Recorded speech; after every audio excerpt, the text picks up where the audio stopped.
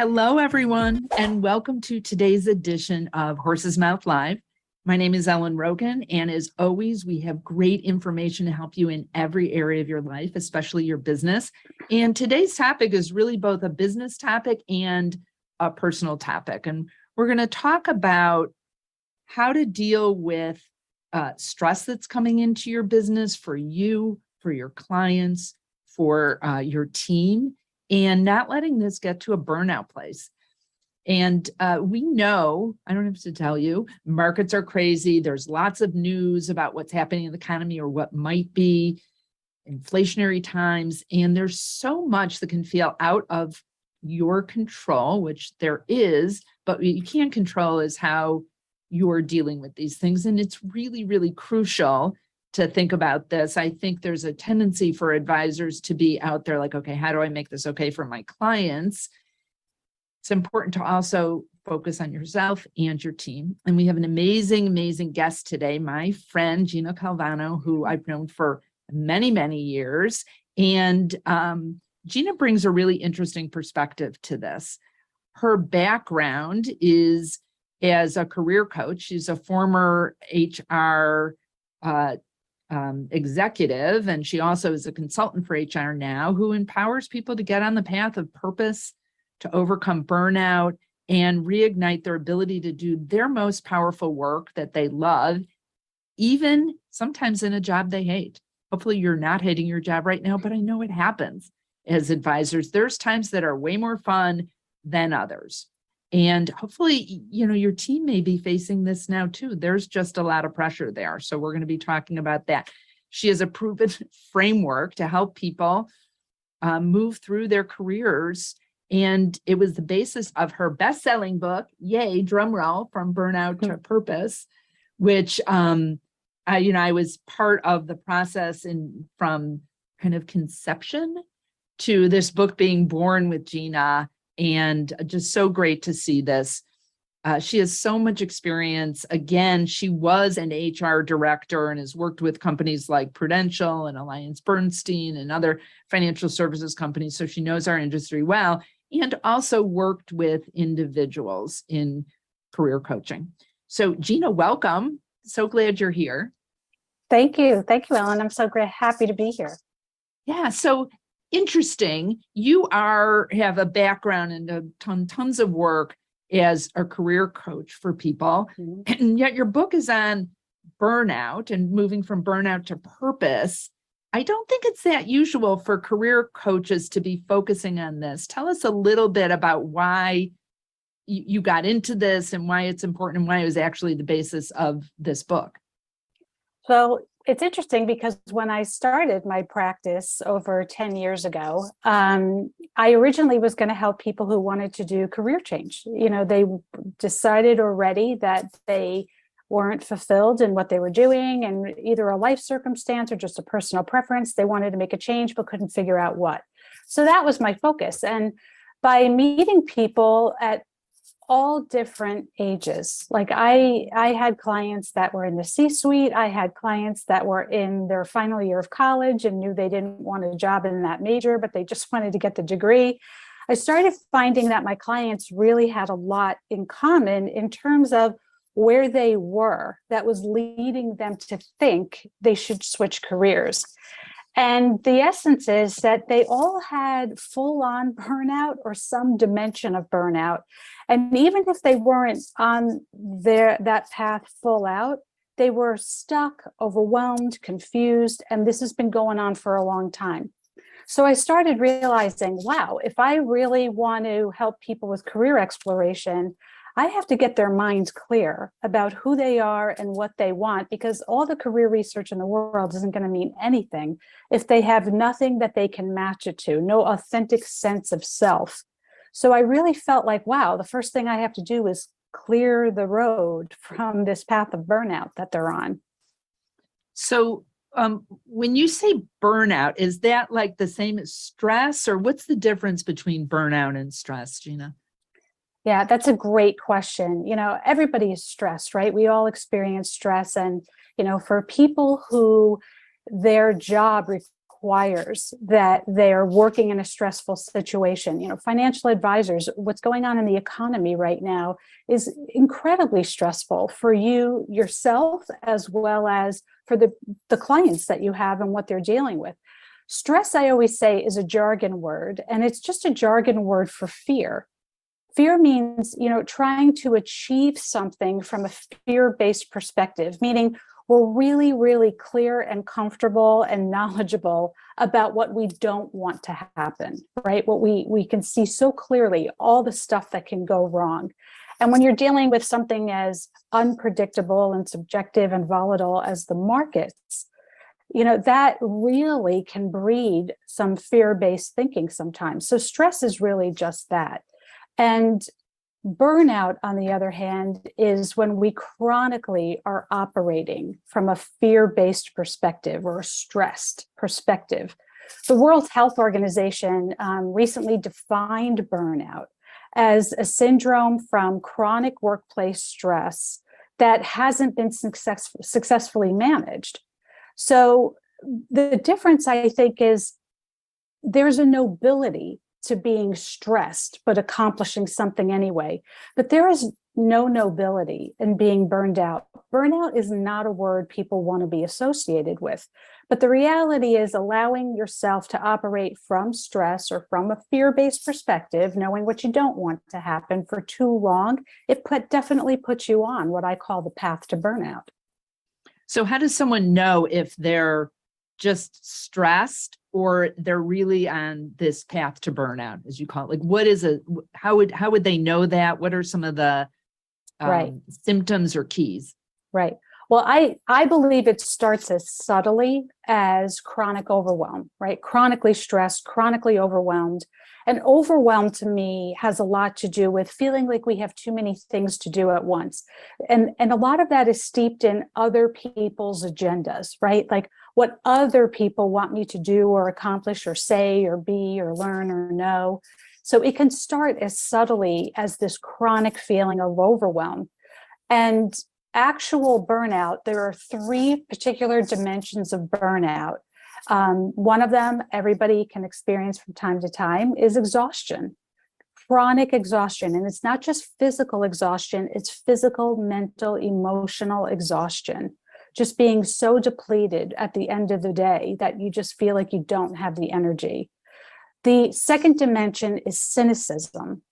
So cynicism means just really looking at everything through this filter of, again, being very clear what could go wrong or that there's some negative perspective behind a way that you think or that you believe. And the third dimension is powerlessness. Just this sense that you can't get done the things that matter to you to get done. I just don't have it in me, either because other people's agendas are firing off, or I'm not the one in control, I'm not the one with the power. The reality is, having any one of those dimensions, we all may experience them, even at certain points in each day, for fleeting moments. We all may have moments of feeling any one of those things or multiple things. But when it's chronic, and we have all three, that is the ultimate marker of burnout. And allowing yourself to stay in exhaustion, cynicism, powerlessness over time really is full-on burnout. And when we allow burnout to go on over time, it can actually lead to health effects such as cardiovascular issues, anxiety, and depression. Depression is life exhaustion, life burnout. Other common disorders are back, neck, shoulder disorders, having common infections, people who say, oh, I get a cold every spring or every summer, having these chronic common infections, inflammation, type 2 diabetes, low immune system, your immune system is not functioning optimally, and just low physical activity. The other aspects of burnout that a lot of people don't necessarily talk about is it can also be just feeling completely disconnected from a sense of purpose, fulfillment, an ability to be innovative, or having a capacity to be productive. Okay, so if someone feels like they either someone they know or love is heading down this path, or they're like, hey, I think Gina's talking about me. Like, what do you do about that?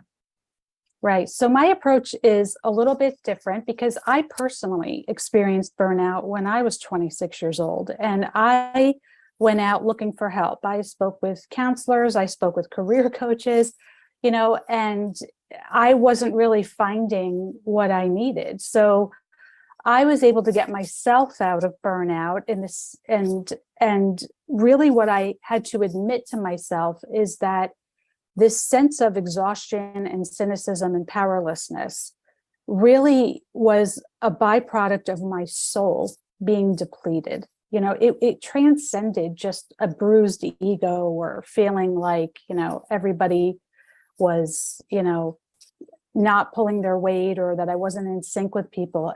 There was something in my soul that was depleted. How often will people describe their job as soul sucking, right? So I really learned quickly that the reality is you cannot fix a depleted soul with solutions designed to nurture the ego. So I really had to figure out what is going to make the difference here. And what I mean by soul, let me just clarify that, is the soul is really just the truth of who you are. It's what we were born to enable in this world, on this planet, for other people as well as for ourselves. So just this chronic feeling that I wasn't doing something that I was meant to do for other people. When we're coming from a place where our ego is bruised, we just really want to look good. We want to acquire something. We want to acquire something for ourselves, a raise, a promotion, a different opportunity. But when our soul is depleted, we just feel like we're not making this meaningful difference that we somehow sense we were designed to make. So I feel like the remedy in burnout, or when you're on the path to burnout, is this soul care that really needs to kick into gear.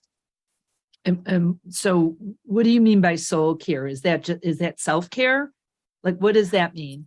Yeah, the difference, well, soul care is more than just self-care. Self-care is really about the external evidence of our well-being, right? How we groom ourselves, adorn ourselves, how healthy we are, when our safety and survival needs are taken care of. The self-care has to do a lot more with the physical aspects and what enables us to look good and maybe even feel good on some level. Soul care has to do with our well-being. It's really making sure that we have this internal foundation of who we are and knowing what we have to offer to people, caring for ourselves in terms of how we think, what we believe, what we want to enable for ourselves and others. And it's about also advocating for our well-being so that we can do what we do for other people. So soul care has a lot to do with our emotional well-being, our emotional wellness, right? Some people may say it also has to do with a spiritual wellness, but I think it's really, I'm not negating that, but I just think it's really feeling this emotional wellness, this sense that you're filled up and able to do what you do for people.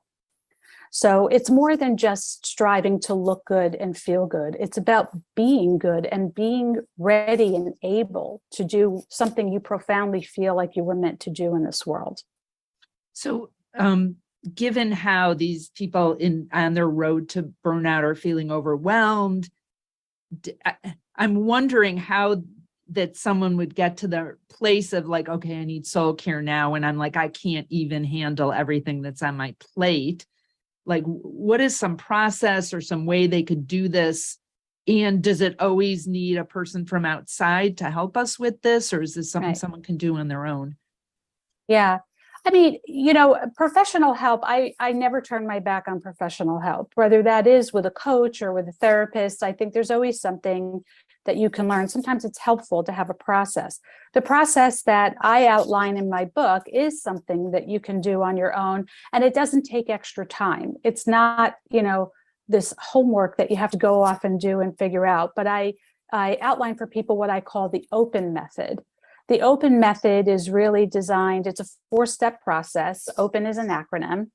The O stands for observation. So it's really about shifting your perspective from observing other people to observing yourself. So for example, if you're at your job and you're feeling like somebody is really draining you or somebody's a lot to be around for you right now, people tend to observe other people and they tend to start making decisions and judgments about other people, like they're not competent, they're not a team player, and so on and so forth. Instead, I offer you this opportunity to observe yourself. So for example, when you're in a team meeting and somebody says that idea will never work, you offer an idea and they say that will never work. Instead of making an observation about them, for example, they're closed-minded, observe what goes on for you when somebody says that to you. When you offer an idea and somebody shuts you down, what does that make you feel? Does that make you feel rejected? Does that make you feel questioned? Does that make you feel caught off guard? And what does it make you think? Does it make you think the other person is the problem? And what does it also make you want to say? Do you want to tell them where to go? Do you want to tell them what you really think? Do you want to just apologize? It's really about getting to observe yourself. So instead of observing others, observe yourself is the first step, and acknowledge that something caught you off guard, something drained you, even in the moment. The second step of the method is the P in open, which stands for pause. So pause is really just about give yourself a moment to absorb what just happened. Give yourself this moment of feeling what you feel and thinking what you think and having an urge to do something, like say something or walk out of a room. Just observe it. And there's nothing you need to do about it, because the truth is that when we're in observation mode, we're not in take action mode. And that's the important part of the pause method. Just allow yourself to be in it and take yourself off the hook for having some kind of, catchy comeback or some turnaround to the situation. There's nothing you need to do. Allow yourself to absorb it. The E in the open method stands for engage.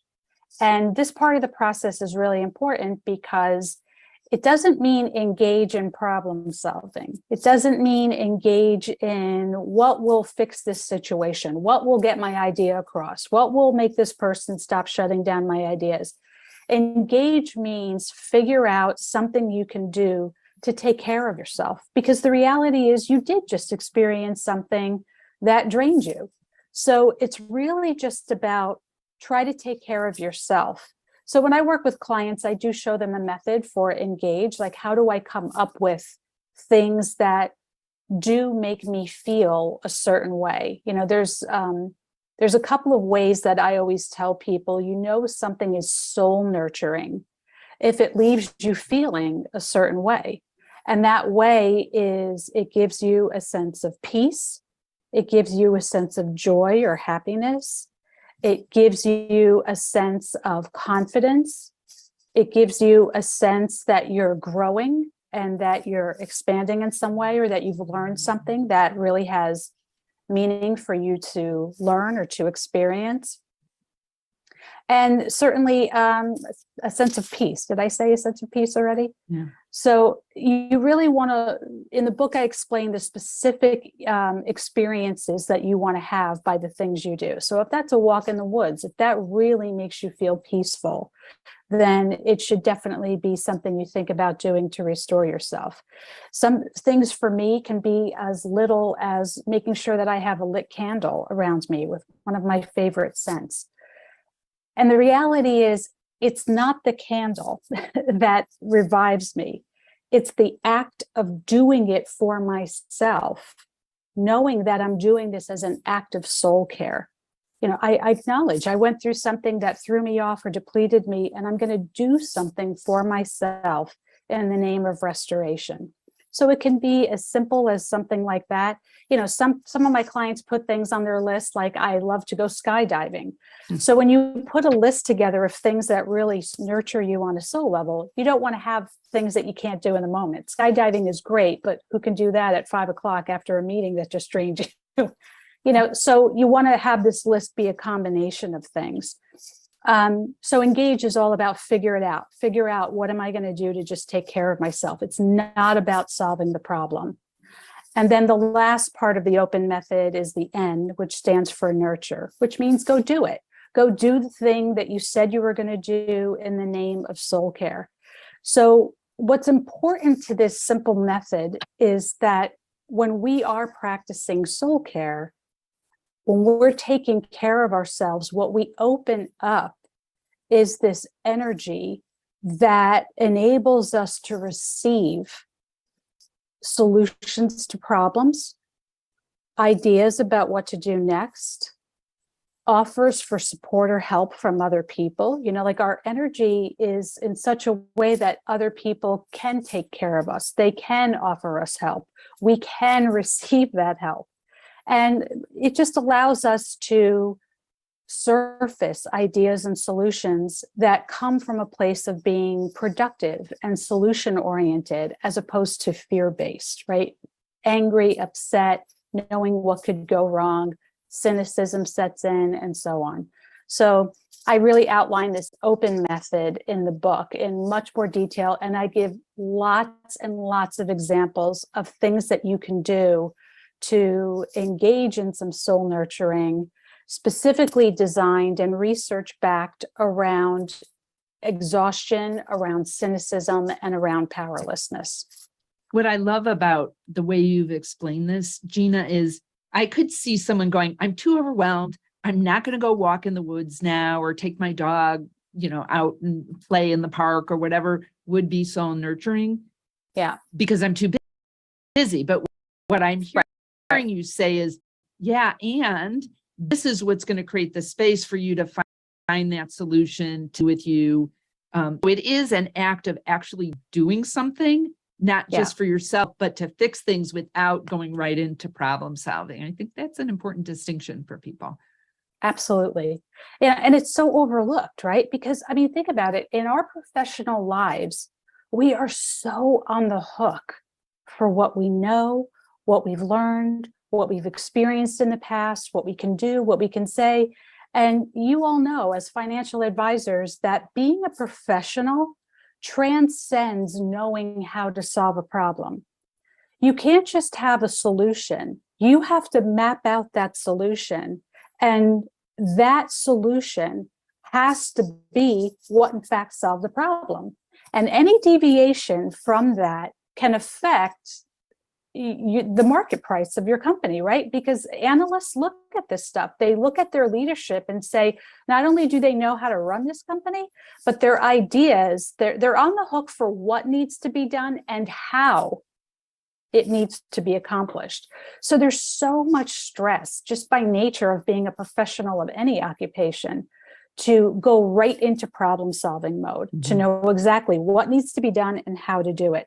This method takes you off the hook for that. It's just about take care of yourself and allow a solution to surface from that soul, from that truth of who you are, from what's easy for you to deliver on, not from your ego, which is all about looking good, is all about taking care of other people and their needs because the ego wants to look good, right? So it's got to do what it thinks is going to make other people happy. That too much of that is exactly what depletes us in the first place. So that's what I love the most. And that's what my clients tell me they love about this method, because it's easy. This observation work and these simple solutions, it's easy to implement right in the course of their day. So, I want to get into talking about like your team and how you can be there for them. But I just want to ask, like, I could see I've had a very busy day. I'm tired of talking to people. I'm feeling depleted. And I turn on my favorite Netflix show, or I do something that, feels like I'm taking care of myself. But I will say that before I go to sleep, I don't necessarily feel better. Do you find that there's things that people think they're doing to regenerate, but don't really serve them? Yeah, that's a great point, Ellen. And again, earlier I said you cannot fix a depleted soul with solutions designed for the ego. Solutions designed for the ego often leave us feeling, I say, neutral, numb, or negative, right? And at best, justified. Solutions for the soul leave us feeling connected with a sense of purpose, positive possibility, and validated, meaning validated for really who we are. So I have nothing against a good binge watching on Netflix, or having an occasional glass of wine at the end of a particularly rough day, or donning your favorite sweatpants 5 nights in a row. But you have to understand those things don't fix a depleted soul. So really, this sense of, that's why I offer these 6 specific emotions or experiences that people may have, to really let you know, is this an act or something I can do that's really going to revive my soul, or is it just ego? Ego looks for solutions outside of itself, right? I need a beer. I need Netflix. I need my favorite slippers. I need to spend time with my girlfriend who solves all of my problems. There's always some solution outside of yourself. Soul nurturing solutions, the power is within yourself. It comes from, like I said, what gives you that sense of peace, joy, fulfillment, growth, confidence, bonding with others in a meaningful way, balance, security. So I really outline in great detail what is the difference in the book between what just nurtures the ego and what takes care of the soul. Because the important thing, Ellen, is what nurtures the soul takes care of the ego as well. But the ego is all about the ego. It doesn't care about the soul, doesn't care about anything else. So what we do that fills our ego doesn't take care of our soul. So Gina, I want to make sure we touch on team members or staff. Advisors tell me all the time that they can't keep good staff. It's hard to find people, that it's like a revolving door. They hire the wrong person. Yeah. And I think this is important to talk about, like, how do we, especially in more stressful times like advisors are dealing with now, how do they support the people that are working on their team to avoid going into burnout? Yeah. So I really think the best solutions that people can do when it comes to their staff is, first and foremost, to walk the talk, as we say, right? So you want to make sure that you're practicing soul care. You're practicing something like the open method. And I think it's important to talk about it. We don't talk about with our staff, what do we do? What do you do to restore? Do you talk about that with your staff? Most people don't talk about, oh, I went home and I put on my sweatpants and I watched Netflix or Game of Thrones 5 episodes till 2 a.m. But we want to talk about what we do that's soul nurturing. I think it's really important to have that conversation, because oftentimes we will adopt things that people we know, like, and trust do. So the more you can talk about what do you do to restore on a soul level every day, or especially when you're experiencing depleting moments, then talk about that with the people on your staff. I know a client that I had he was an executive creative director. He would start every meeting out with some kind of creative exercise or something. And he started saying, let's talk about something we did that was really soul nurturing. What is that to you? So he opened up this as like an icebreaker to his regular staff meetings. So you have to demonstrate that you're doing it yourself. The other thing is, I think that you really have to hold yourself and other people accountable for what do you want to enable. I think that's a really powerful question. When people come to you with a problem or an issue, whether it's personal or business, it's really important to say to them, what's the, not just what's the outcome that you want, but what is it that you want to enable here in the situation? And listen to people, listen to their fear, listen to what they hope will come out of it, and really try to keep the conversation on what it is they want to achieve, much more so than the complaining about what's going wrong. Yeah, that's great. Thank you, Gina. This is so helpful, especially now. I love that you gave us the open method about observation and pause and engage and nurture. It's given me lots of ideas. One of the things I'm most proud of when I had my practice is I never had anybody quit on me. I had several people retire and I had to let a couple of people go. But I think part of, as I'm hearing this, one of the things was that I would share what I was doing in that situation and tried to lower the stress in the office, because there's plenty of things I wasn't great at in terms of being a manager, but people stuck around for some reason. Right. So thank you. Thank you. And for those of you listening and watching, please go get Gina's book. You can get it on Amazon and probably other places you get your books. Barnes and Noble. Barnes and Noble, From Burnout to Purpose. And Gina, there's an audio book too. There's an audio book, because I know lots of Yes. people are listening to books and then they say, I read a book. But anyway, Right. interesting. There is an audio book. Gina, if people want to get in touch with you, either for, obviously, you know, Gina's great at explaining concepts, so bring her into your organization to speak, working one-on-one with her, or just certainly getting started with her book, where should people go? They can email me at info@indigoforce.com, or they can check out more about the book at FromBurnoutToPurpose.com. And I think there's a special offer. If you go to Gina's site, From Burnout-to-Purpose.com, you can get a free download of her workbook that goes along with the book, which is so helpful to make sure you're actually following these easy to use methods. So Gina, thank you. Thank you. Thank you, Ellen. And thank you to all of you listening and watching. Again, my name is Ellen Rogin. You can find out more about me at ellenrogin.com. I have programs all the time for advisors and other people, for organizations. And if you'd like to download my special report about what extraordinary advisors know that others don't, you can go to ellenrogin.com, ELLENROGIN.com/horse's mouth, and download that report there. So thank you for each and every one of you. The question to ponder today is, how are you going to do more soul care for yourself? Remember, be great and create great every single day.